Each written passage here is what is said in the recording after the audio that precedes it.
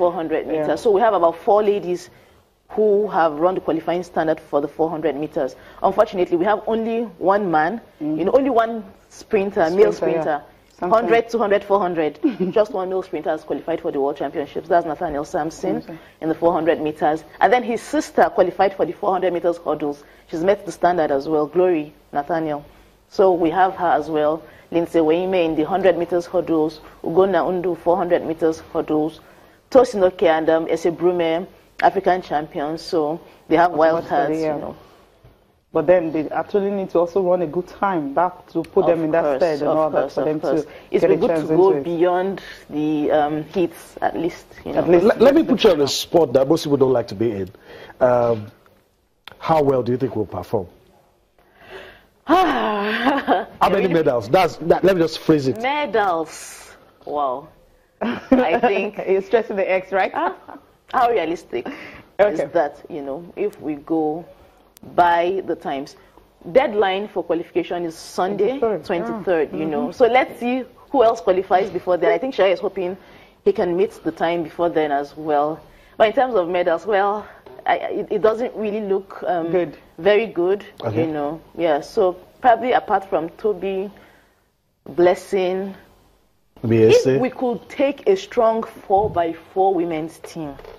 4x4 our 4x4 women's team has been the most consistent relay team in 3 years. In Beijing, to do we 2015, have a qualification market? Yeah, they qualified from the world relays. The world relays, yeah, because they were top 8. They finished 7. So they've qualified. And in Beijing, they narrowly missed on a medal because we didn't take enough people. Yes.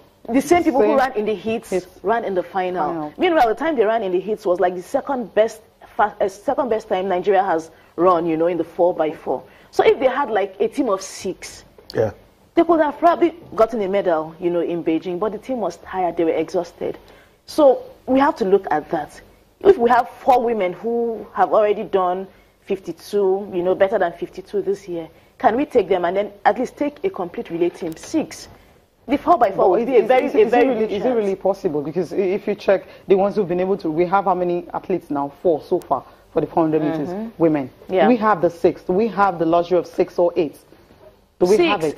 Yes. We can have that. Ugonna ran in the 400 meters at the World Relays. So they could also add her. Okay, add her too. And then I think there are a couple of other people they could actually add as well. Do you think qualification time doesn't really matter? No. Okay. Since Nigeria has already qualified for the 4x4, so they can pick some athletes who've been able to run 52. Put them together to, that's another thing. Maybe they can go for 2 or 3 meets also. Yeah, but by the qualification ends Sunday. So most meets, there won't be so many meets again, because what's the point? Part of the reason for having this meets is for people to use them to qualify. So if qualification deadline is Sunday, there won't really be many meets. Everybody will be working now towards the World Championship. Now let's talk about the trials went down in Abuja. I mean, we've seen the national trials, Nigerian trials, always like a feast, festivity and all that, the way the numbers of athletes that comes and the way it's been done. But so far, well, okay, what happened in Abuja actually? Was it as good as what we used to have before? Well, we have to first of all take into consideration the fact that there is no board right now. No Athletics Federation of Nigeria board. It hasn't been inaugurated. So yes, this year's trials was kind of, it wasn't as loud as previous editions of the competition. We even had some athletes who were out of the country, some of them based in the US, who had to reach out to us to ask, like, okay, we just heard like something is happening. Is it really happening?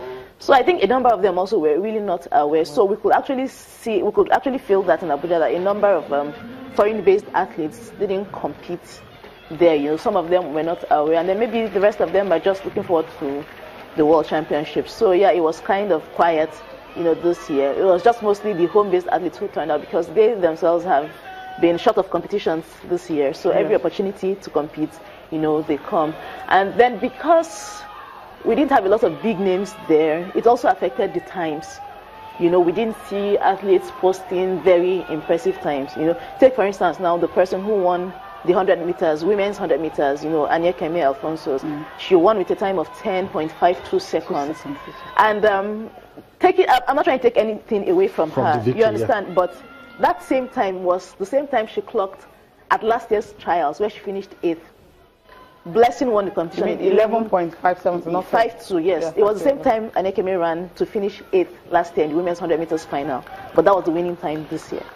Last year, Blessing was there. 11.02 seconds was the winning time. You understand? Yeah. And then this year, okay, the men's 100 meters, 10.30 seconds, won by Shea. To be fair to Shea, he's not really competed this year. I think he was trying to come back from injury or something. So this was like his first major competition too this year.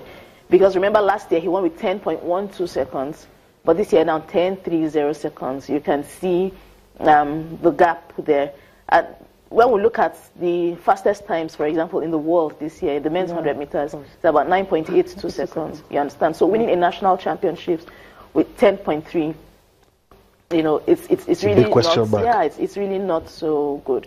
So we could feel all of that, like the times weren't so impressive. Even the guy who won the 200 meters, Emmanuel Arolo, you know, during the an interview with him after, he couldn't even smile. You know, he was like, no, I don't like this time, you know, I didn't run the first time. I wanted to go under 20 seconds, you know, and maybe the big guys who were there, like, okay, Ogo, Obina Metsu and Co., they didn't also run the 200 meters. They ran the hits, but eventually pulled out. So maybe the younger ones might have gone faster if some of these people had also competed, you know. So, really. Okay. In all, we'll just wrap it up. I mean, just like in 30 seconds when I wrap it up, Making of Champions will be trying to bring in some young athletes and other. What was their performance like in Abuja and also in Warri? What was it like? Okay. Well, I think they did pretty well. A number of them, it was their first time in that national senior championship. So being invited, first of all, was a good one for Making of Champions, because last year we had just 2 athletes who made the national championships. This year, 11 of them were invited, and about 5 or 6 of them ran personal bests. 2 of them got to the final. You know, Joe Udo Gabriel finished 5th in the women's 100 meters final. Jerry Jakpa won bronze in the men's 200 meters final. So it was a good one, you know, for their first outing for most of them. All right.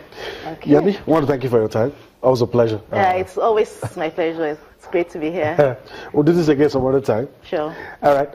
We're going to go on a break now. There's still so much for you on the program. We're still going to be taking a look at the papers, also taking a look at the Nigeria Professional Football League.